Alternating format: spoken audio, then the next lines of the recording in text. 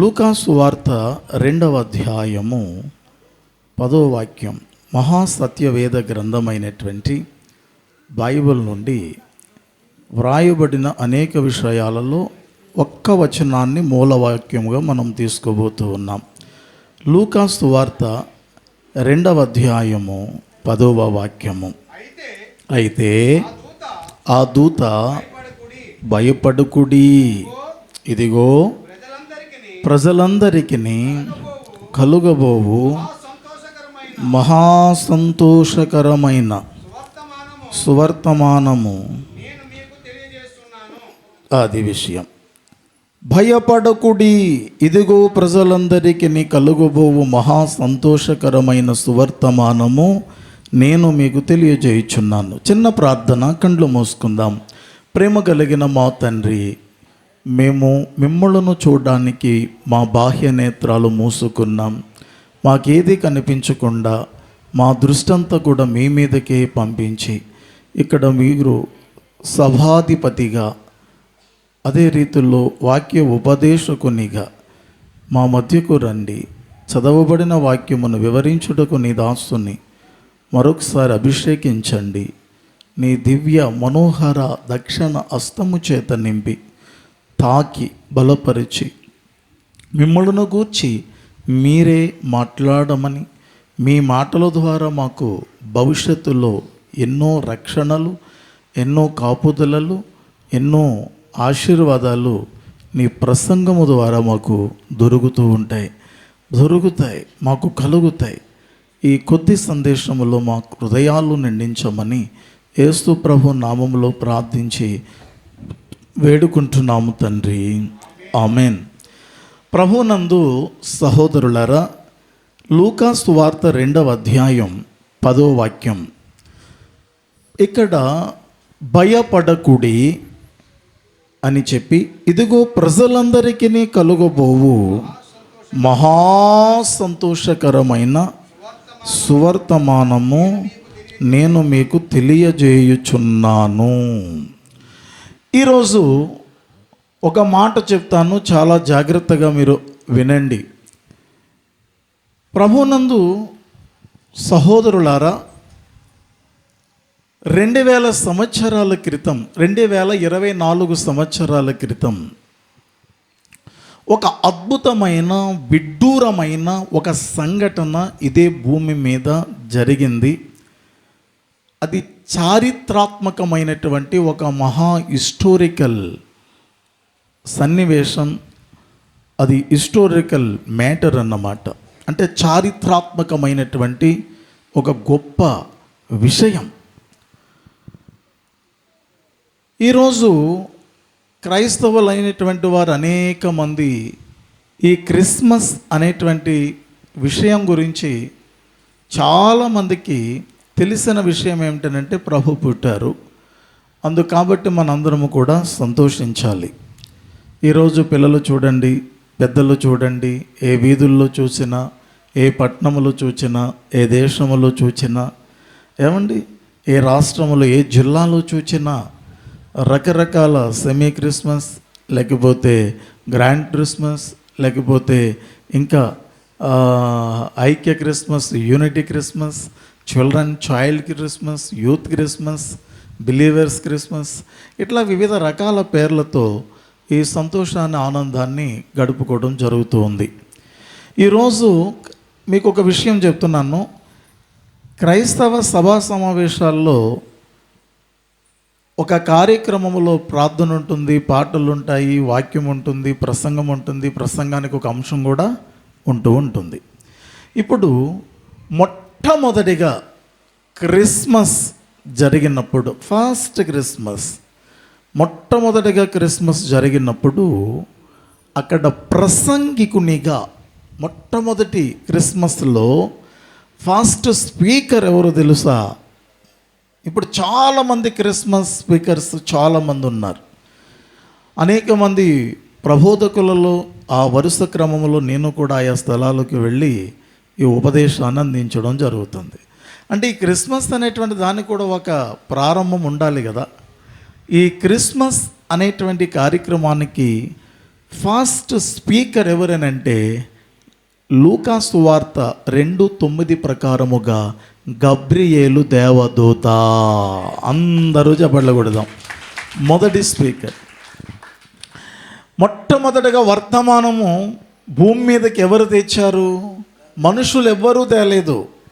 ఈ భూమి మీద ఉన్నటువంటి ఏ వ్యక్తులు తేలేదు. ఈ భూలోకము లాంటి ప్రపంచాలు, కొన్ని కోట్ల ప్రపంచాలు ఈ విశ్వములో ఉన్నాయి. సైన్స్ ప్రకారముగా కూడా ఎన్నో ప్రపంచాలు ఉన్నాయి. మనకు తెలుసు, ఒక సౌర కుటుంబం ఉంటుంది. ఆ సౌర కుటుంబంలో నవగ్రహాలు తిరుగుతూ ఉంటాయి. అందులో మనుషులు జీవించే గ్రహము ఒకటి మాత్రమే, అది భూమి ఒకటి. మిగతా గ్రహాలలో మనుషులు ఉండరు. ఇలాంటి ఒక సౌర కుటుంబాలు, కొన్ని కోట్ల సౌర కుటుంబాలు ఈ విశ్వములో ఉన్నాయి. అంటే ఒక సౌర కుటుంబానికి జీవించడానికి ఒక గ్రహం ఉంటుందనంటే కొన్ని కోట్ల సౌర కుటుంబాల్లో, కొన్ని కోట్ల గ్రహాలలో ఈ జీవులు ఉన్నారు, బుద్ధిజీవులు ఉన్నారు, గ్రహాంతరవాసులు ఉన్నారు. ఆయన సైన్స్ ఏదైతే చెప్తుందో దాన్ని బైబిల్ కూడా సపోర్ట్ చేస్తుంది. నిజమే, ప్రపంచము కాదు దేవుడు నిర్మించింది, ప్రపంచములనే దేవుడు నిర్మించాడు అని హెబ్రీలకు రాస్తున్న పత్రికలో సుస్పష్టంగా రాయబడి ఉన్నది. సరే, ఇతర ప్రపంచాల గూర్చి ఇదివరకు నేను కొన్ని సందర్భాల్లో చెప్పాను. ఇతర ప్రపంచాలు ఎలా ఉంటాయి, ఇతర ప్రపంచాలలో ఏం జరుగుతుంది, అక్కడ భగవంతుని యొక్క ఆరాధన జరుగుతుందా, ఇతర ప్రపంచాలలో కూడా రోడ్లు ఉన్నాయా, మన భారతదేశంలో భూప్రపంచంలో రోడ్లు ఎలా ఉన్నాయో అలాగే ఇతర ప్రపంచాల్లో కూడా రోడ్లు అనేటువంటివి వేస్ ఉన్నాయా, ఇక్కడ భూమి మీద కొన్ని రకాల పెట్రోల్, డీజిల్, లేకపోతే ఎలక్ట్రికల్, సోలార్ సంబంధించినటువంటి వాహనాలు ఎలాగైతే ఉన్నాయో అలాగే ఆ విశ్వములో ఇతర ప్రపంచాలలో కూడా వాహనాలు ఉన్నాయా అంటే ఈ బిబ్లికల్గా బైబిల్ పరంగా అసలు ఏంటి ఆ విషయాలు అని ఇక్కడ చిన్న గ్రంథముగా ఉన్నది. కానీ ఇందులో 1189 అధ్యాయములు, 32,000 చిల్లరి వచనాలు ఈ గ్రంథములో లిఖితమై ఉన్నాయి. ఇందులో ఉన్నటువంటి ఒక్కొక్క వచనాన్ని మనము చాలా జాగ్రత్తగా ప్రార్థన పూర్వకంగా దేవునితో కనెక్ట్ అయి ఆయన సహాయం పుచ్చుకుంటేనే కానీ ఆ వచనాన్ని అంత స్పష్టంగా మనము అర్థము చేసుకోలేము. అట్లాంటి విషయాలు ఎన్నో ఇదివరకు కూడా నేను తెలియచెప్పడం జరిగింది.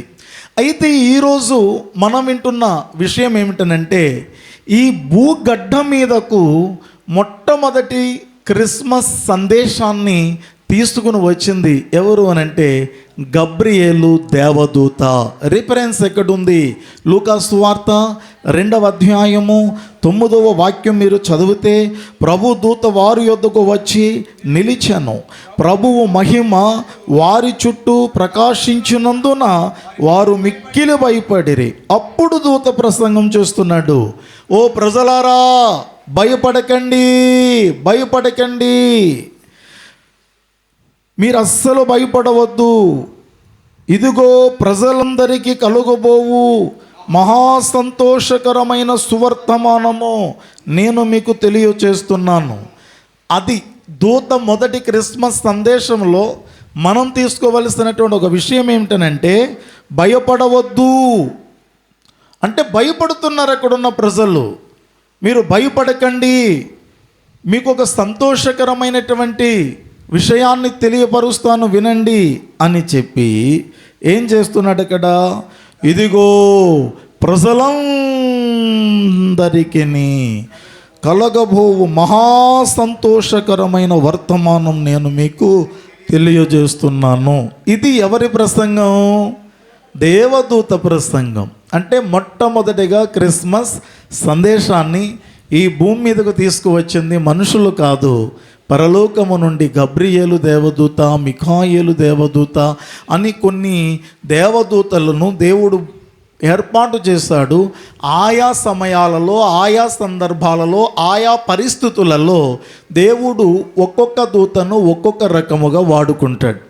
గబ్రియేలు దూతను ఎందుకు వాడుకుంటాడనంటే, ప్రసంగికుడు.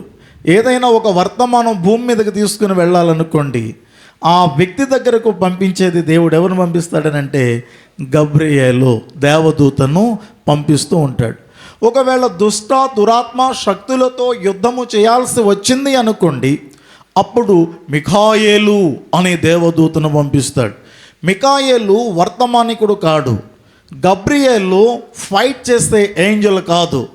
గబ్రియేలు దేవదూత ప్రసంగం చేస్తాడు, మిఖాయేలు దేవదూత దుష్ట దురాత్మ సాతాను యొక్క లూసిఫర్ అనుచరులతో సకల పాపముల పడిపోయినటువంటి సకల దేవతలతో దూతలతో యుద్ధము చేయగలిగే శక్తిమంతుడు మిఖాయేల్.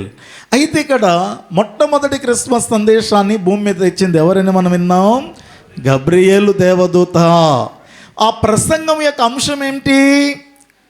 ఆ దేవదూత చేసిన ప్రసంగములో అంశం ఏమిటనంటే, ఇక మీరు భయపడకండి, ఇప్పుడు భయపడే సమయము కాదు, ప్రజలందరికీ కలుగుబోయేటటువంటి మహా సంతోషకరమైన సువర్తమానము నేను చెప్తాను, వినండి. అంశం భయపడకండి. ఇప్పటి వరకు మనకు అన్ని భయాలే, పాప భయము, శాప భయము, దరిద్ర భయము, ఆదాము చేసినటువంటి పాపము వలన సకల మానవ జాతి అంతటిలోనికి, ప్రతి ప్రజలోనికి, ప్రతి వ్యక్తిలోనికి, ప్రతి స్త్రీలోనికి, ప్రతి పురుషునిలోనికి, ఈవెన్ ఇన్ మీ నాలోనికి కూడా ఆ పాపం అనేటువంటిది మన ఆది పితరులైనటువంటి ఆదాము హవ్వలు చేసిన పాపము మూలముగా జన్మ పాపము, ఈ కర్మ పాపం అనేటువంటిది ప్రవేశించి వారు ఏదెను తోటలో ఎలాగైతే ఆజ్ఞాతిక్రమం చేసి పాపం చేసి వారు అక్కడ చనిపోయారో అలాంటి యొక్క ఆధ్యాత్మిక మరణములో మనము ఉన్నాము. ఇక మీదట మీకు మరణం పోయి జీవము రాబోతుంది. అదే ఈ సర్వలోకానికి ఆ మహా సంతోషకరమైనటువంటి ఒక వర్తమానం ఏమిటనంటే, ఇంతవరకు ఈ భూమి మీదకు రక్షకుడు రాలేదు, ఆ రక్షకుడు వస్తున్నాడు, ఆ రక్షకుడు ఉదయించాడు అనంటే మనందరికీ కూడా పండగే పండుగ అని దేవదూత పరలోకము నుండి మొట్టమొదటి వర్తమానాన్ని, క్రిస్మస్ సందేశాన్ని భూమి మీదకు తీసుకుని వచ్చాడు. అంశం భయపడకండి, ప్రజలందరికీ సంతోషకరమైన సువర్తమానము. ఆ సువర్తమానం అనేటువంటిది ఒక అంశం. ఆ అంశంలో నుంచి మనం వెళ్ళినట్లయితే ఇంకా ఈ రాత్రంతా కూడా తెల్లవార్లు మనము ఈ ప్రసంగాన్ని చెప్పుకున్న తరగనంత మహాలోతైన మర్మ విషయాలు ఆ సువార్తలో ఉండిపోయాయి. ఇప్పుడు కొద్దిగా మీకు నేను టచ్ చేసి మీకు చూపిస్తాను. ఇప్పుడు ఆ ప్రసంగం చేసేటప్పుడు ఆ మొట్టమొదటి క్రిస్మస్లో ఎవరు అక్కడ ఉన్నటువంటి వ్యక్తులు, ఆ ప్రసంగం ఎవరి దగ్గరకు వచ్చింది, ఆ ప్రసంగము ఎవరికి వినిపించబడింది అంటే మొట్టమొదటి సంఘము అనుకోండి, లేకపోతే అక్కడ ఉన్న ప్రజ అనుకోండి, ఎవరు అనంటే గొర్రెల కాపరులు. ఎవరు చెప్పండి? వారు గొర్రెల కాపరులు. ఈ గొర్రెల కాపరులు ఆ మాట ఎక్కడున్నది అని అంటే 2వ అధ్యాయం లూకా సువార్త 16వ వచనంలో ఆ మాట వ్రాయబడుతూ ఉంటుంది. లూకా సువార్త 2వ అధ్యాయం 16వ వచనం, త్వరగా వెళ్ళి మరియను యోసేపును తొట్టెలో పండుకొని ఉన్న శిశువును చూచిరి, వారు చూచి ఈ శిశువును గూర్చి తమతో చెప్పబడిన మాటలు ప్రచురము చేసిరి. అంటే మొట్టమొదటి ఈ సందేశం దేవదూత తీసుకొచ్చాడు. అంశం భయపడకండి.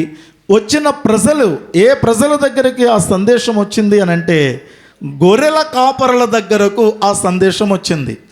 ఆ గొర్రెల కాపర దగ్గర నుంచి ఈరోజు ఇన్ని వందల దేశ ప్రజల దగ్గరకు ఈ సువార్తమానము ప్రాకిపోయింది, వ్యాపించింది. గ్లోరియస్ గాడ్, హల్లెలూయా. మిత్రులారా గమనించింది. మరి ఇప్పుడు ఏదో సందేశం మనందరికీ రావాలనంటే అది ఎవరో ఒకరి దగ్గర పుడుతుంది. అది ఒకరి దగ్గర పుట్టిందని అంటేనే అప్పుడు అందరి దగ్గరికి అనేది వ్యాపిస్తూ ఉంటుంది. ఇప్పుడు మన ఆంధ్రప్రదేశ్ పాలక మండలి ఆ వ్యవస్థ ఏదైతే ఉందో, మన పరిపాలకులు, మన ఏలికలు ఎవరైతే ఉన్నారో, ఉమ్మడి రాజ్య పాలన చేస్తున్నటువంటి నాయకులు ఎవరైతే ఉన్నారో వారిలో ఏదైనా ఒకటి స్మరించిందనుకోండి, ఫస్ట్ అక్కడే స్టార్ట్ అవ్వాలి వాళ్ళ బ్రెయిన్లో. ఆ తర్వాత అది అవుట్పుట్ అవుతుంది, బయటకు వస్తుంది. ఎవరో ఒకళ్ళ దగ్గరకు వస్తుంది, ఏదో ఒక మీడియా దగ్గరకో ఎక్కడికో వస్తుంది అంటే టకటకలాడుతుంది, అంతా కూడా ఎక్కడికి చేరిపోతుందని అంటే ప్రజలందరిలోనికి చేరిపోతుంది. ఒక విషయం ఏదైనా ప్రజల్లోనికి వెళ్ళాలి అని అంటే మొట్టమొదటి ఎవరో ఒక వ్యక్తి దగ్గర అది ప్రారంభము కావాలి. ఈరోజు ఈ క్రిస్మస్ సంబంధించినటువంటి విషయాలు, ఇన్ని విషయాలు మనందరికీ తెలిసాయనంటే మొట్టమొదటి సందేశము, క్రిస్మస్ సందేశము విన్న సంఘము కానివ్వండి, ఆ ప్రజలు కానివ్వండి, ఆ సమాజం కానివ్వండి, ఎవరనంటే గొర్రెలను కాసుకుంటున్నటువంటి ఒక వ్యక్తులు. మళ్ళీ వీటన్నిటికీ నేను ఒక ఆర్డర్లో చెప్పుకుని వెళ్తున్నాను. గొర్రెలను కాసుకుంటున్న వారి దగ్గరికి సువర్తమానం ఎందుకు వచ్చింది అనో ప్రశ్న అడిగారు అనుకోండి రాత్రి, మళ్ళీ దాని మీద ఒక ప్రత్యేకమైనటువంటి వివరణ ఉంటుంది.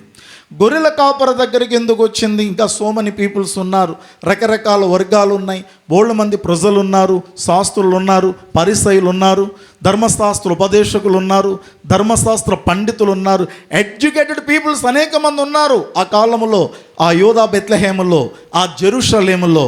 బట్ ఎక్కడికి వచ్చింది ఈ వర్తమానం అని అంటే కేవలము గొర్రెలను ఆ రాత్రి వేళ సింహాలు పులుల నోట నుండి తప్పించడానికి, రక్షించడానికి, కాపాడుకుంటున్నటువంటి ఆ మెలకువగా ఉండి ఆ వాచ్ చేస్తున్నటువంటి ఆ వ్యక్తులు ఎవరైతే ఉన్నారో ఆ గొర్రెల కాపరుల దగ్గరకు ఆ సందేశం రావడము జరిగిపోయింది. ఇకపోతే ఆ సమయంలో ప్రసంగం గురించి విన్నాం, ఆ సమయంలో అంశం ఏమిటో విన్నాం, ఆ సమయంలో ఎవరి దగ్గరికి ఆ వర్తమానం వచ్చిందో మనం విన్నాం. ఆ సమయంలో అక్కడ ఏ పాట పాడారు అనేటువంటిది కూడా మొదటి ఒక ప్రశ్నే. వారు ఏ పాట పాడారు? ఆ మొట్టమొదటి ఆ క్రిస్మస్ 2024 ఇయర్స్ బ్యాక్ జరిగిన ఒక హిస్టారికల్ మ్యాటర్ ఇది. ఈ చరిత్ర అంతా కూడా లేఖనాల్లో రాయబడి ఉన్నది. 2024 సంవత్సరాల క్రితము జరిగిన ఒక సంఘటనను ఇక్కడ లేఖనాలలో మనం చూస్తూ ఉన్నాం.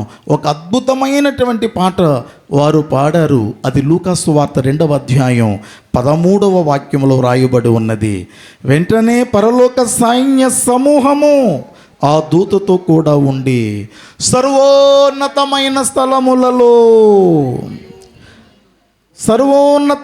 స్థలములలో దేవునికి మహిమయు ఆయనకి ఇష్టులైన మనుషులకు భూమి మీద సమాధానము కలుగునుగా. కానీ స్తుతి గీతాన్ని పాడడం మొదలుపెట్టారు. దేవునికి మహిమ కలుగునుగాక. మొట్టమొదటి క్రిస్మస్లో ఒక అద్భుతమైన పాట. ఏ పాటది? ఏదైనా ఒక పునరుద్ధాన గీతమా, లేకపోతే అది ఏదైనా వివాహ గీతమా? ఈ గీతాల్లో, పాటల్లో ఎన్నో రకాలు ఉన్నాయి. పెళ్లి గీతాలు ఉన్నాయి, లేకపోతే వేరే గీతాలు ఉన్నాయి, పుట్టిక గీతాలు ఉన్నాయి, అంటే పుట్టినప్పుడు పాడే పాటలు, మరణించినప్పుడు పాడే పాటలు, పెళ్ళయ్యేటప్పుడు పాడే పాటలు, ఏమండి ఇంకా నిర్యాణ పాటలు, ఎన్నో రకరకాల పాటలు ఉన్నాయి. కానీ అక్కడ పాడిన పాట ఏ పాటది? స్తుతి స్తోత్రము, అంటే స్తోత్ర గీతము అనేటువంటి ఒక అద్భుతమైన పాట. అంటే ప్రభువును స్తుతిస్తూ పాడేటటువంటి పాటను ఏమంటామనంటే స్తోత్ర గీతము అని అంటాం. ఇప్పుడు ఈ స్తోత్ర గీతము అనేటువంటి ఒక పాఠాన్ని, ఈ ఏదైతే పాట అయితే ఉన్నదో, ఆ కీర్తన ఏదైతే ఉన్నదో దానిని మొట్టమొదటిగా పాడడము జరిగింది. ఆ పాట పేరు ఏమిటో, ఆ స్తోత్ర గీతము పేరేమిటో అక్కడ చాలా స్పష్టంగా రాయబడి ఉంది. దేవా, సర్వోన్నతమైన స్థలములలో దేవునికి మహిమ. ఆ పాటలు ఇప్పుడు కూడా ఉన్నాయి. దాన్ని ట్యూన్ చేసి ఈ సర్వోన్నతమైనటువంటి స్థలములలో ఉన్నటువంటి దేవునికి మహిమ కలుగునుగాక అనే పాటలు కూడా ఈరోజు ఉన్నాయి. చాలా చోట్ల క్రిస్మస్ వేడుకలలో ఆ పాట పాడుతూ ఉన్నారు. ఒకవేళ ఇందాక పాడినటువంటి చాలా పాటల్లో ఆ పాట మీరు కూడా పాడి ఉండవచ్చేమో నేను అనుకుంటున్నాను. నేను అతిథులను రిసీవ్ చేసుకుంటూ అక్కడ కొంత సమయాన్ని గడిపినప్పుడు మీరు చాలా పాటలు పాడారు, చాలా అద్భుతంగా పాడారు. ఇక్కడ వాయిద్యాలు, ఇన్స్ట్రుమెంట్స్ ఇద్దరు కూడా ఆ దెబ్బ మీద వీళ్ళు వాయిస్తూ ఉన్నారు. ఈ వాయించే వాళ్ళని చూసి మా గ్రామ సర్పంచ్ గారు ఎవరు అని కూడా అడిగారు. వాళ్ళిద్దరు పేర్ల, పిల్లల పేర్ల, వాళ్ళ తల్లిదండ్రుల పేర్లు కూడా నేను చెప్పాను వాళ్ళకి. మన ఈ ప్రాంతంలో ఉన్నటువంటి చాలా అద్భుతంగా పాడారు. చాలా సంతోషం. నేను కూడా చాలా ఆనందంగా వాయించే విధానాన్ని చూస్తూ ఉంటే నాకు చాలా సంతోషం కలిగింది. ఇప్పుడు పాట, మరి ఆ పాట ఎవరు పాడారు? పాట అనే ఒకటి వచ్చేసింది, మరి ఆ పాట ఎవరు పాడారు?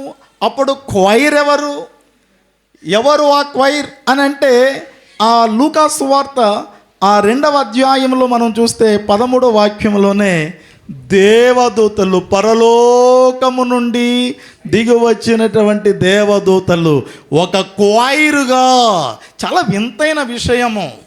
ఈ క్రిస్మస్ అనేటువంటిది ఇంకా నేను చెప్పుకుంటూ వెళ్ళాల్సిన విషయాలు ఎన్నో ఉన్నాయి.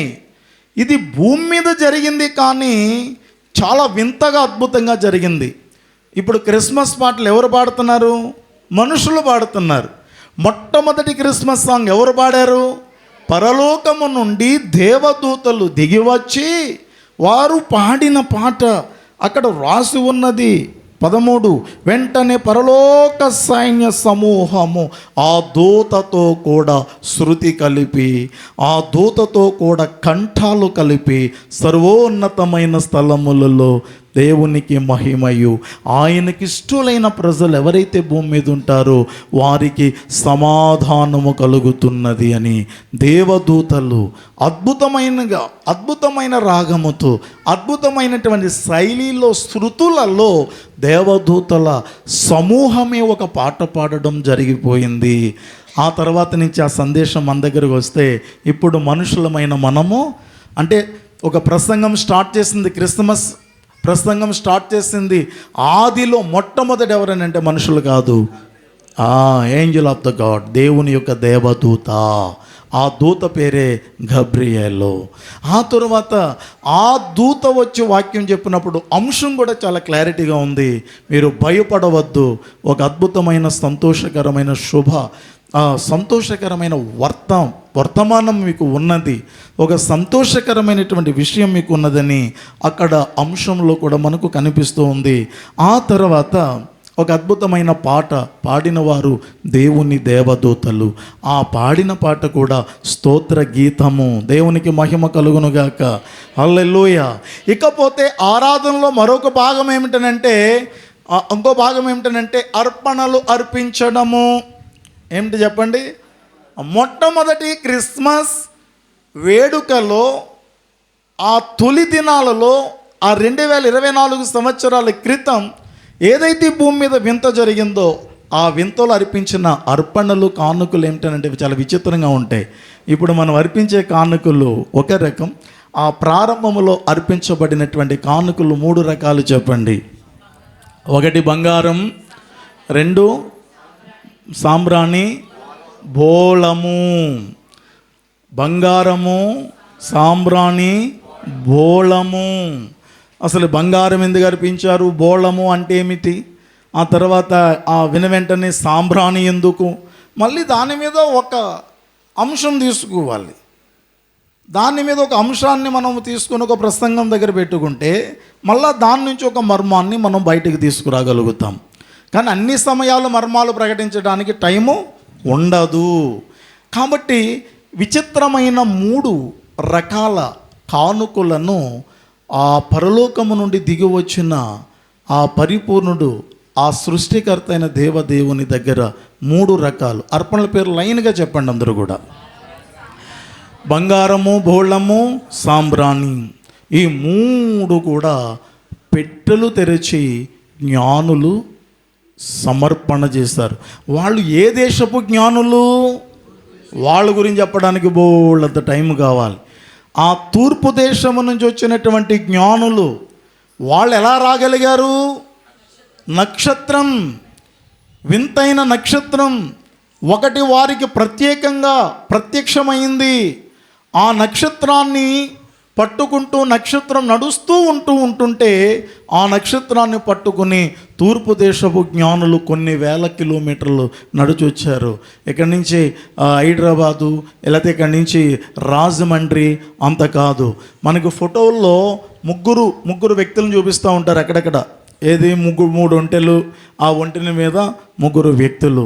అది చారిత్రాత్మకంగా, అంటే 3 అర్పణలు అర్పించారు కాబట్టి ఆ 3 వచ్చారు అని అనుకుంటారు. నో, వాళ్ళు ముగ్గురు కాదు, దాదాపు వారు 20 నుండి 30 మంది స్టాఫ్ చాలా దూరాన్నించి వారు యెరూషలేముకు రావడము జరిగింది.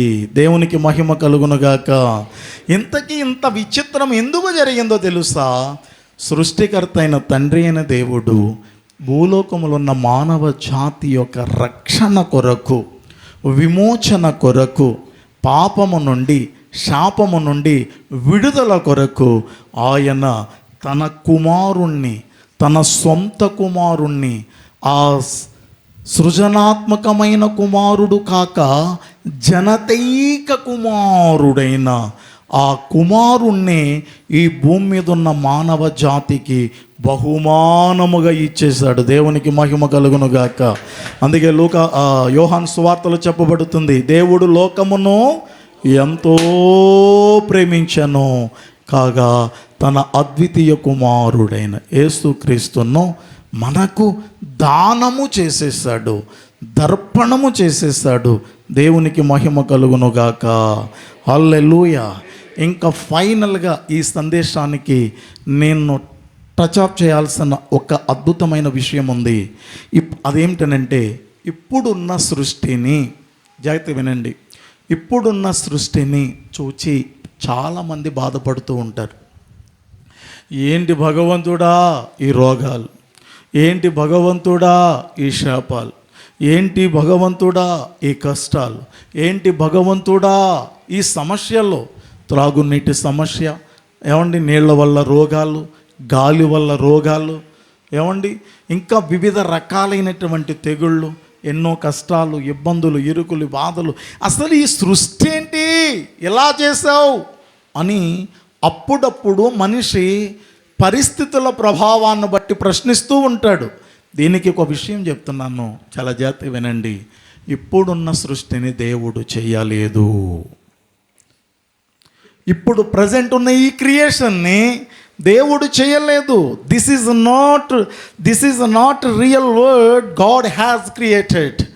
ఇప్పుడు ఉన్నటువంటి సృష్టిని దేవుడు చేయలేదు. ఇది ఆన్లైన్ చేయండి మెసేజ్. దీని మీద నాకు కామెంట్స్ వస్తాయి, దీని మీద కొన్ని ప్రశ్నలు నన్ను అడుగుతుంది సమాజం. తప్పకుండా స్టూడియో ఓపెన్ అవుతుంది 2025లో వేమవరంలో. ఆ స్టూడియోలో నుంచి నేను ప్రపంచానికి ప్రతి ప్రశ్నకు జవాబు చెప్పాలన్నంత కాంక్షతో ఉన్నాను. తప్పకుండా దేవుడు ఆ అవకాశాన్ని కలిగిస్తాడు. దేవునికి మహిమ కలుగునుగాక.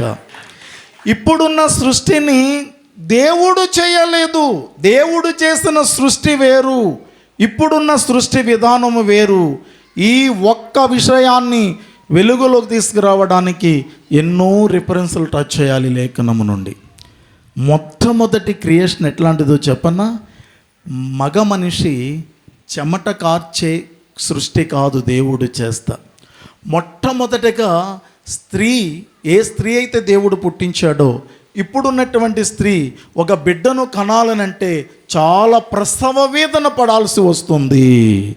మొదటి సృష్టిలో, అసలు సృష్టిలో, గాడ్స్ ప్లానింగ్లో జరిగినటువంటి ఒక రియల్ సృష్టి ఏదైతే ఉందో అందులో స్త్రీకి ప్రసవ వేదన అనేటువంటిది, ఇప్పుడున్న బాధ లేనటువంటి ఒక అద్భుతమైనటువంటి వాతావరణము. ఇంకా చెప్తున్నాను, చాలా జాగ్రత్తగా గమనించండి. మొదటి సృష్టిలో పాపము అనేటువంటిది ఒకటి పక్కన పెడితే రోగములు లేనటువంటి క్రియేషన్ అది. రోగాలు లేవు, రోగములు అనేటువంటివి లేవు. రోగాలు లేని సృష్టిని చేశాడు. మానవ జాతి 6000 సంవత్సరాల క్రితము ప్రారంభమైంది. గూగుల్లో కొట్టండి, భూమి ఎప్పుడు ప్రారంభమైందనంటే థౌజండ్స్ మిలియన్స్ ఆ అద్భుతమైనటువంటి ఈ సృష్టి జరిగింది. బైబిల్ కూడా చెప్తుంది. బైబిల్ చెప్పే విషయం ఏమిటనంటే భూమి 6000 సంవత్సరాల క్రితము సృష్టించబడలేదు, కొన్ని లక్షల సంవత్సరాల క్రితం సృష్టించబడింది. ఈ లక్షల సంవత్సరాల్లో మానవ సృష్టి ప్రారంభమై ఆదాము దగ్గర నుంచి ప్రారంభమై అబ్రహాముకి 2000 సంవత్సరాలు, అబ్రహాము అనేటువంటి మహావ్యక్తి దగ్గర నుంచి ప్రభువైన యేసుక్రీస్తు జన్మదినానికి 2000 సంవత్సరాలు, అక్కడికి 4 years 4 సంవత్సరాలు కంప్లీట్ అయింది. ఆ ప్రభువైన క్రీస్తు అనేటువంటి మహానీయుడు జన్మించిన నాట నుండి ఇప్పటికి కాలిక్యులేట్ చేస్తే 2004 సంవత్సరాలు, 24 సంవత్సరాలు, 2024 సంవత్సరాలు మొత్తం టోటల్ చేస్తే 24 సంవత్సరాలు మనకిప్పుడు అవుతుంది. అయితే విషయం ఏమిటనంటే, ఏదెను తోటలో దేవుడు మానవ జాతిని చేస్తున్నప్పుడు ఒక్క రోగము లేదు, ఒక్క శాపము లేదు, ఒక ప్రసూతి అనేటువంటి ఇబ్బంది లేదు, గర్భిణీ స్త్రీలు బాధపడే పరిస్థితి లేదు. ఆదాము చెమట కార్చి వ్యవసాయం చేసి ఈ దుక్కు దున్నుకునే పని మొదట లేదు లేదు లేదు. ఆ కాలములో ఇంజనీర్స్ లేరు. ఆ కాలములో ఒక బిల్డ్ చేయాలనంటే ఎవ్వరూ లేరు. ఉన్నవాడు ఒక్కడే, పైనున్న దేవుడు ఎలా చేసుకుంటూ వచ్చాడు ఈ సృష్టి అని చెప్తున్నాను వినండి. కలుగునుగాక, వెలుగు కలుగునుగాక అంటే వెలుగు కలిగింది. చీకటి కలుగునుగాక, చీకటి కలిగింది. భూమి కలుగునుగాక అంటే భూమి కలిగింది. ఇప్పుడంటే కుదరదు. ఇప్పుడు మనం చాలా కష్టపడే ఏ పనైనా మనము చేయాలి. చూసారా, అంతా కూడా రివర్స్ అయిపోయినట్టుగా ఉంది. సృష్టిలోనే ఒక భయంకరమైన డిస్టర్బెన్స్ అనేటువంటిది ఒకటి వచ్చేసింది. అందుకనే పౌలు అనేటువంటి మహాభక్తుడు పరిశుద్ధాత్మ దేవుని యొక్క అనుగ్రహముతో రోమాపత్రికలో చెప్పిన మాట ఏమిటనంటే, సృష్టి యావత్తు ఏకగ్రీవముగా మూలుగుచు ప్రసవ వేదన ఇదివరకు కూడా పడుతూనే ఉన్నది. ఈ సృష్టికి ప్రసవ వేదన వచ్చింది, ఈ సృష్టికి మూలుగు వచ్చింది. దేవుడు చేస్తున్న మొదటి సృష్టిలో మూలుగు లేదు. దేవుడు మొదటి చేస్తున్న సృష్టిలో ఇంకొకటి ఏమిటి లేదనంటే ప్రసవ వేదన అనేటువంటిది కూడా లేదు. సృష్టికి ప్రసవ వేదన ఏంటి? స్త్రీలకు ఉంటుంది. ఇప్పుడు సృష్టి కూడా మూలుగుతుంది, భూమి కూడా అంగలారుస్తుంది. ఆకాశము, పంచభూతాలు, గాలి, నీరు, ఆకాశము, భూమి, నిప్పు, ఈ 5 ఎలిమెంట్స్ కూడా చాలా ఇబ్బంది పడుతూ ఉన్నాయట. ఎందుకు అనంటే ఇదంతటికి ఎక్కడి నుంచి వచ్చిందో చెప్పమంటారా? మొట్టమొదట నీటి అసౌకర్యము లేదు. మొదటి సృష్టిలో నీళ్ళ సమస్య లేదు, త్రాగునీటి సమస్య లేదు. ఇప్పుడు ప్రాజెక్టులు కట్టాల్సి వస్తుంది, వాటర్ ప్రాజెక్టులు కట్టాలి, వాటర్ సంబంధించిన ట్యాంకులు నిర్మాణం చేయవలసి వస్తుంది. అవి కూడా శుద్ధీకరమైన నీళ్లు. ఈ రాజకీయ నాయకులు ప్రజల క్షేమాభివృద్ధి కొరకు ఏం చేస్తున్నారనంటే, ఎక్కడికి ఏ నీరు పంపించాలి, ఎలా పంపించాలి, అక్కడ ఏం కట్టాలి, అక్కడికి నీళ్ళు ఎలా పంపించాలి, ఇన్ని రకాల సమస్యలు. ఇంకా నేను ఎత్తి చెప్పాల్సినటువంటి విషయాలు అనేకములు ఉన్నాయి. ఇవన్నీ కూడా ప్రారంభ సృష్టిలో మనకు లేవు. ఇవన్నీ ఎక్కడి నుంచి వచ్చాయో చెప్పనా? ఏదెను తోటలో మొదటి సృష్టిలో దేవుడు ఏ పని చేయొద్దని మనిషికి చెప్పాడో ఆ పనే చేశాడు. అతడు పాపం అనేది భూమి మీదకి తెచ్చాడు. ఆ పాపములో నుండి రోగము, పాపములో నుండి శాపము, ఈ పాపములో నుండి నష్టము, ఈ పాపములో నుండి సకల సమస్యలు, అనేకమైనటువంటి సమస్యలన్నీ కూడా ఈ పాపము వెనుక పుట్టుకుంటూ వచ్చాయి. ఇప్పుడు పాపాన్ని పక్కన పెడితే వచ్చిన సమస్యల కొరకు ఎందరో ఇంజనీర్లు పుట్టారు, ఎందరో పెద్దలు పుట్టి మెడికల్ యూనివర్సిటీలు లేకపోతే మెడికల్ కాలేజీలు ఎందుకు కట్టవలసి వస్తుంది? ఈ పాపము నుండి వచ్చినటువంటి ఏదైతే రోగం ఉందో ఆ రోగాన్ని నిర్మూలన చేయడానికి ఇప్పుడు హాస్పిటల్స్ వచ్చాయి. ఎవరైనా ఏదైనా కష్టపడి ఒకటి కట్టాలనంటే ఇంజనీర్స్ కావాలి, ఒక వ్యక్తికి ఆపరేషన్ చేయాలనంటే ఒక మెడికల్ డాక్టర్ కావాలి. ఇలాగా వివిధ రకాలైనటువంటి వర్గాలన్నీ కూడా రెమెడీ అంటారు దీన్ని ఇంగ్లీష్లో. అంటే నివారణ అంటే రోగానికి నివారణ, లేకపోతే ఏదైనా ఒక సమస్య వస్తే దానికి నివారణ. అన్ని సమస్యలకు నివారణ చేసేవారు భూమి మీద ఉన్నారు. కానీ ఈ భూమి మీద ఉన్న సకల సమస్యలకు కారణమైనటువంటి పాపాన్ని తొలగించేటటువంటి ఏ వ్యక్తి కూడా లేరు ఈ భూమి మీద. పాపాన్ని ముందు దాన్ని నివారించాలి అనేవారు ఎవరూ లేరు. ఏ సమస్య వచ్చినా రాజకీయ నాయకులు, ఒకవేళ ఇంకా ప్రభుత్వ పెద్దలు ఏం చేస్తున్నారని అంటే ఈ రోగం వచ్చింది, దీన్ని ఎలా కంట్రోల్ చేయాలి. కోవిడ్-19 అంటే 2019లో వచ్చింది, దానికి అంతే 19 పెట్టారు పేరు. సో దానికి ఎలాగా రెమెడీ ఏంటి, నివారణ ఏంటి, దాన్ని ఎలా కంట్రోల్ చేయాలి, దాన్ని ఎలా కంట్రోల్ చేయాలో చాలా కసరత్తు చేస్తారు. కొన్ని లక్షల మంది పైగానే ప్రజలు చనిపోయినా ఇంకా కొన్ని కోట్ల మంది భూమి మీద బ్రతికి ఉండడానికి ఆ రెమెడీ పనిచేసింది. మొత్తానికి ఇన్నాళ్ళకి ఆ కోవిడ్ అనేటువంటిది లేక కరోనా అనే రోగం ఎలాగో మాసిపోయి బయటికి వెళ్ళిపోయింది. ఇంకా అది ఒకటేనా, ఇంకా ఏదో కొత్తది వస్తూనే ఉంది. ఈ భూలోకంలో పెద్దలు, ఈ జ్ఞానులు దానికి ఒక రెమెడీ అంటే నివారణ ఏర్పాటు చేస్తున్నారు. కానీ శాపానికి, పాపానికి, నష్టాలకి, దారుణమైన వ్యవస్థకు ఎక్కడ చూచిన మానభంగాలు, ఎక్కడ చూచిన హత్యలు, ఎక్కడ చూచిన ఘోరమైన పరిస్థితులు భయమేస్తుంది.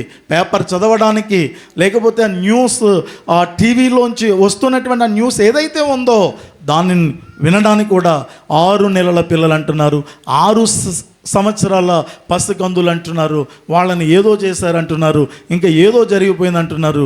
చాలా దారుణమైన సంఘటనలు. దీన్ని నివారణ చేయడానికి పోలీస్ స్టేషన్లు, దీన్ని నివారణ చేయడానికి జైళ్ళు, అలాగే న్యాయస్థానాలు, కోర్టులు, ఇవన్నీ కూడా మనుషుడు కనిపెట్టి ఏర్పాటు చేశాడు. కానీ వీటన్నిటికీ కారణమైంది ఏంటో చెప్పండి. ఒకటి పాపము. దీని వెనుక ఉన్నది పాపం. దానిని మానవ జాతిలో నుండి తప్పించి దాని వలన కలిగే నష్టాన్ని నుంచి విడిపించడానికి తండ్రి అయిన దేవాతి దేవుడు తన కుమారుడైన యేసుక్రీస్తుని ఈ లోకానికి రక్షకుడిగా పంపించాడు. ఇదే క్రిస్మస్. దేవునికి మహిమ కలుగునుగాక. హల్లెలూయా, హల్లెలూయా. అసలు ఈ క్రిస్మస్ అంటేనే మ్యాటర్ అది అన్నమాట. ఏదో కొత్త బట్టలు వేసుకుని పబ్బన్నాలు తిని మంచి పండగ చేసుకోవడానికి మాత్రమే కాదు, అలా చేసుకోవడం తప్పు కాదు. దీని వెనుక ఉన్న మ్యాటర్ ఏమిటనంటే అన్నిటికీ రెమెడీకి ప్లాన్ చేసేవాళ్ళు ఉన్నారు. చంద్రమండలానికి వెళ్ళిపోవాలి, భూమి మీద స్థలాలు సరిపోవట్లేదట. ఇప్పుడు చంద్రయానము చేసి అక్కడ సైట్లు కూడా బుక్ చేయాలని, అక్కడక్కడ అమ్మకం కూడా మొదలుపెట్టారని పేపర్ స్టేట్మెంట్ వస్తుంది. ఎవరు వెళ్తారంటే పెద్ద పెద్ద వాళ్ళు, బాగా రిచ్ పీపుల్స్ ఎవరైతే ఉన్నారో ధనికులు, వాళ్ళు ప్లాన్ చేస్తున్నారు. అది కూడా కష్టతరమైనటువంటి విషయము. అది జరగదు అని నేను ఎందుకంటున్నానంటే ఇక్కడ లేఖనములు, కీర్తనల గ్రంథంలో ఒక మాట రాసున్నది. అది ఎవరు కొట్టివేయడానికి అవ్వదు. చింపేసినంత మాత్రాన్ని అది భూలోకములో నుంచి పోదు. అందువలన ఆ ప్రయత్నము కూడా జరిగే సంపూర్ణము అయ్యే అవకాశం అయితే లేదు. ఇక్కడి నుంచి అక్కడికి పోయి నివాసాలు కట్టుకునే పని లేదు. ఇలాగా బోల్డంత టెక్నాలజీ భూమి మీదకి వచ్చేసింది. ఎన్నో రకాల వివిధాల విజ్ఞానాలు ఈ భూమి మీదకి వచ్చాయి. బట్ ఒకటి రాలేదు, ఒకటి ఎవరు కనిపెట్టలేదు. అందుకనే ఎవరి వల్ల కాకపోవడం వలన ఈ మానవ జాతిలోనికి ఆదాము హవ్వ నుండి ప్రవేశించిన ఆ రక్తము మూలముగా ప్రవేశించిన ఏదైతే పాపం ఉన్నదో ఆ పాపానికి ఘోరమైన శిక్ష ఉంది. ముందు ఆ శిక్షను కొట్టాలనంటే ముందు పాపాన్ని కొట్టాలి. పాపాన్ని కొట్టాలనంటే ఈ మనుషుల దగ్గరకు దేవుడు మనిషిగా దిగి రావాలి.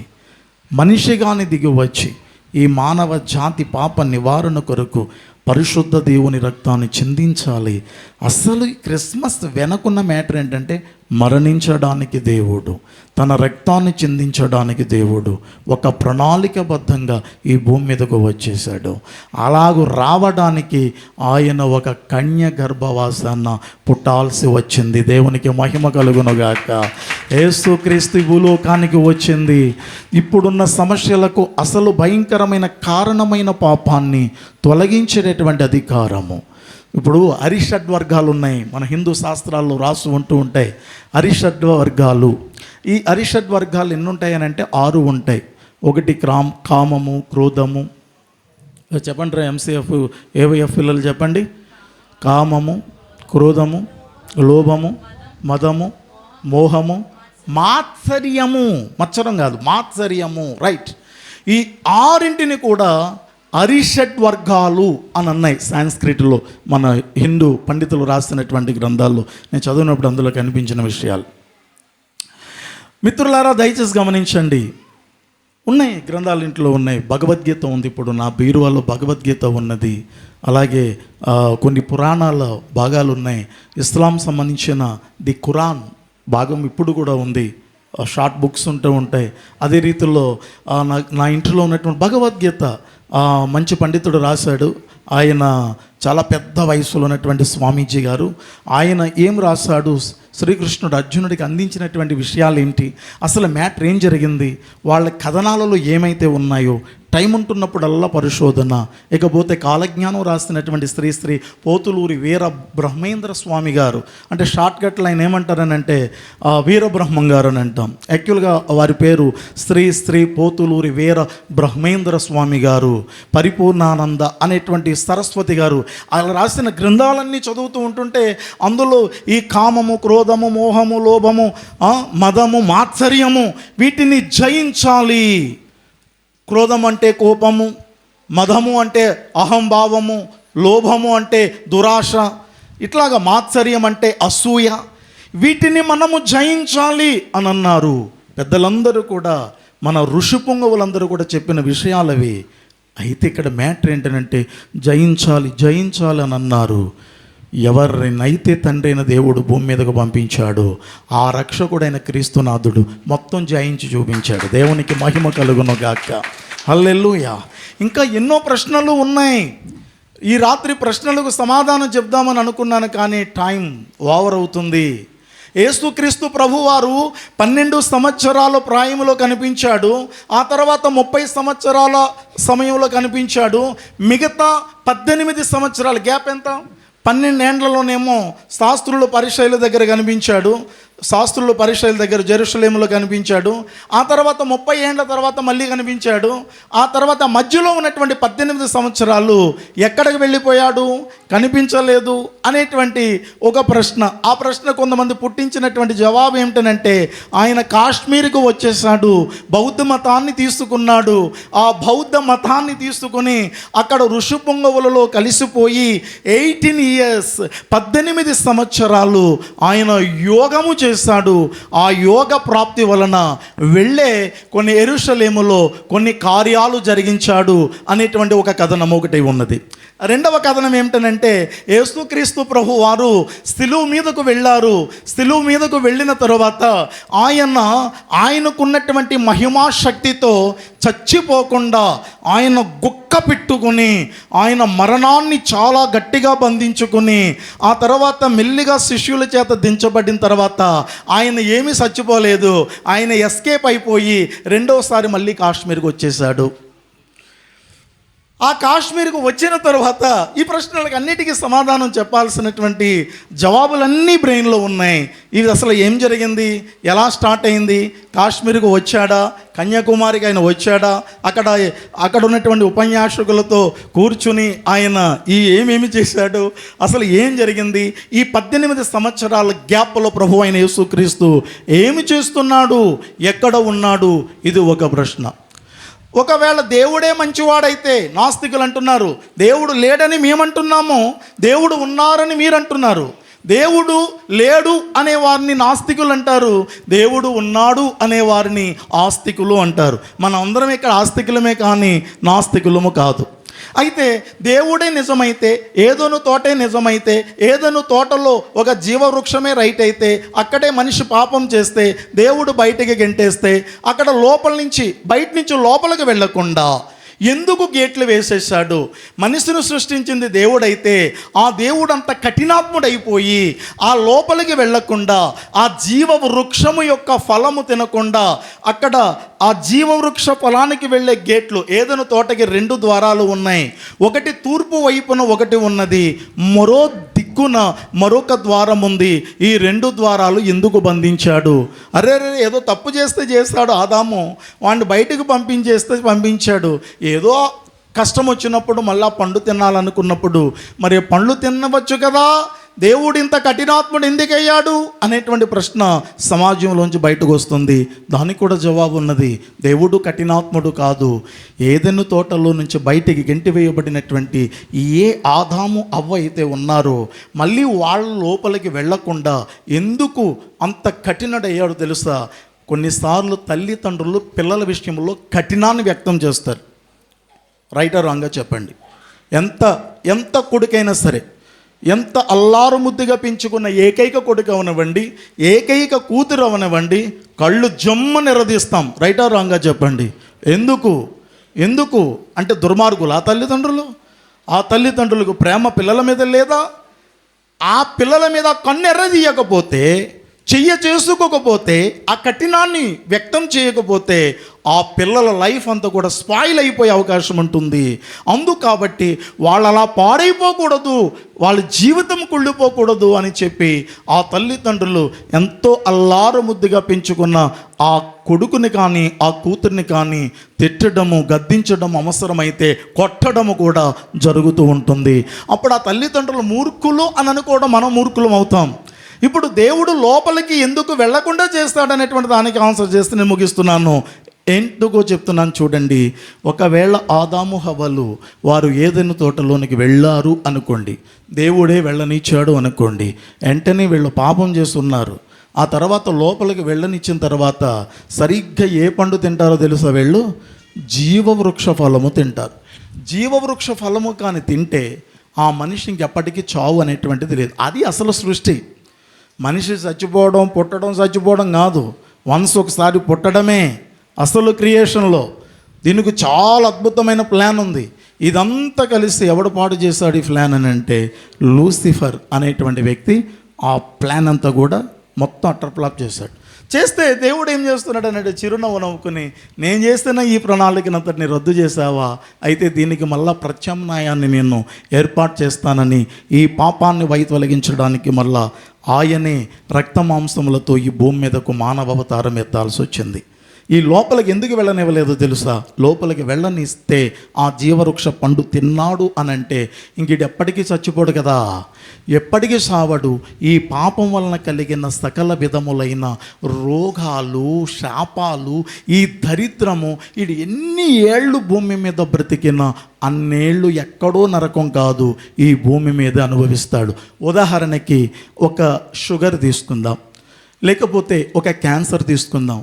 ఆ ఏదైనా తోటలోకి వెళ్ళి జీవవృక్షం పండు తినేసి కానీ బయటకు వచ్చాడు అనుకోండి, ఇంకంతే, వాడికి ఏముండదు, చావు ఉండదు. అక్కడి నుంచి ఇప్పుడు క్యాన్సర్ ఎన్నాళ్ళు పనిచేస్తుంది? కొంతమంది ఇప్పుడు కాలిపోయాడు, ఫైర్ యాక్సిడెంట్లు జరుగుతుంటాయి. గవర్నమెంట్ జీజేహెచ్ ఉంది కాకినాడలో, గవర్నమెంట్ హాస్పిటల్. అక్కడ చూడండి, ఎప్పుడైనా మీరు వెళ్ళినప్పుడు చూసే ఉంటారు, పెద్దలు చూసే ఉంటారు, అరిటాకుల మీద పడుకోబెట్టి ఉంచుతారు.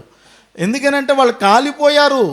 నల్లగా ఉన్నవాళ్ళు, ఒక మంచి నల్లని రంగులో ఉన్న వాళ్ళు తెల్లగా అయిపోయి తొక్కలు ఊడిపోయి, బాబోయ్ నన్ను చంపేయండి, బాబోయ్ నన్ను చంపేయండి, నేను చంపేయండి అంటారు. అదే జీవవృక్ష పండు తిని బయటకు వచ్చిన తర్వాత ఇదే ప్రమాదం వాడికి లభించిందనంటే వాడి యుగాలు కూడా అదే బాధపడుతూ ఉండాలి. నా పిల్లలు తప్పు చేశారు కానీ అంత దారుణమైన బాధను అన్నేళ్ళు వాళ్ళు అనుభవించకూడదని ప్రేమతోనే 2 గేట్లు మూసేసి ఆ పండు తినకుండా చేశాడు. దేవునికి మహిమ కలుగునుగాక. దేవుడు ఏది చేసినా మనకు వెర్రితనంగా ఎందుకు అనిపిస్తుందనంటే మనకు ఈలోక జ్ఞానం ఉన్నది కనుక. మనలో ఆత్మజ్ఞానము ఉంటే దేవుని యొక్క ఏ విధమైన పని కూడా అది వెధవ పని కింద కనిపించదు అని చెప్పడానికి ఈ ఒక్క మాట నేను చెప్పి ముగిస్తూ ఉన్నాను. ఈ భూమి మీద అన్నీ చేయగలిగిన వారు ఉన్నారు, కానీ పాపాన్ని తొలగించేవారు లేకపోవడంతో దేవుడి భూమి మీదకు మానవ అవతారమును ఎత్తి పురుష ప్రమేయము లేకుండా, మళ్ళీ కూడా చెప్పాలి, పురుష ప్రమేయము లేకుండా ఒక కన్యక అనే మాటకు అర్థం ఏమిటనంటే అసలు పురుషుని ఎరగని స్త్రీ, పెండ్లి కాని స్త్రీ అని అనకూడదు.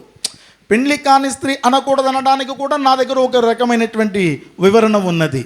పెండ్లి కాని వాళ్ళందరూ కన్యకలు గారు. Right are wrong? రైట్. అందుకనే కన్యక అనే పదం ఎత్తాల్సి వస్తుంది. కన్యక అనే మాటకు అసలు అర్థం ఏంటనంటే పెండ్లి కాని స్త్రీ అని కాదు. అసలు ఒరిజినల్ మీనింగ్ ఏంటనంటే పురుషుని ఎరుగని స్త్రీ. పురుషుని ఎరుగని స్త్రీనే ఎందుకు ఎంచుకుని అక్కడ పరిశుద్ధాత్మ ద్వారా ఈ రాబోతున్న రక్షకుడు ఈ పాపాన్ని కొట్టి పాపం వలన కలిగే ఆ నాశన పురమైనటువంటి నరకాన్ని బంధించి పరలోకానికి మన హైందవ గ్రంథాలు చెప్తున్నాయి, స్వర్గము అంటున్నాయి, బైబిల్ చెప్తుంది పరలోకమని. అదే దానికి వ్యతిరేకంగా ఉన్న నరకాన్ని ఇస్లాం చెప్తుంది దోజక్ అని. నరకాన్ని దోజక్ అని వాళ్ళు అంటారు, యమగుండము అని చెప్పి హైందవులు అంటారు, క్రైస్తవులు నరకము అని అంటారు. ఈ మూడు ఒకే ప్లేస్మెంట్ అన్నమాట. దయచేసి అక్కడికి వెళ్ళకూడదని అంటే జన్మ కర్మ పాపాలు మనము పూర్తిగా కడిగి వేసుకోవడానికి ఈ భూలోకములోనికి పాపము లేకుండా వచ్చిన ఏదైతే ఆ పరిశుద్ధ క్రీస్తునాథుని రక్తం ఉన్నదో ఆ రక్తమే మన పాపమునకు నివారణ. దాన్ని తేవడానికి పురుషుని యొక్క ప్రమేయము లేకుండా, పురుషుని యొక్క ప్రమేయము ఒకవేళ మరియకు ఉంటే, అప్పుడు క్రీస్తునాథుడు ఉద్భవించి ఉంటే ఖచ్చితంగా యోసేపు యొక్క రక్తములో పాపము ఇమీడియట్లుగా యేసుక్రీస్తులోనికి వస్తుంది.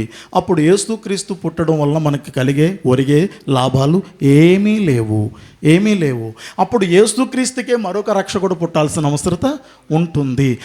కాబట్టి ఆ బ్లడ్ నుండి ఈ బ్లడ్ నుండి ఏమాత్రం పాపం అనేటువంటిది సంక్రమించకుండా పాపానికి శిక్ష విధించబడి పరిశుద్ధాత్మ శక్తి ద్వారా కేవలము మరియ గర్భములో ఆ గర్భ సంచిని మాత్రమే పరిశుద్ధాత్మ దేవుడు వాడుకున్నాడు.